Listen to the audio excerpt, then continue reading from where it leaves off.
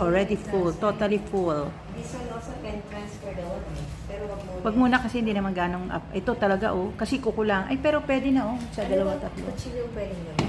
Ano, what kutsilyo can be used? What knife can be used?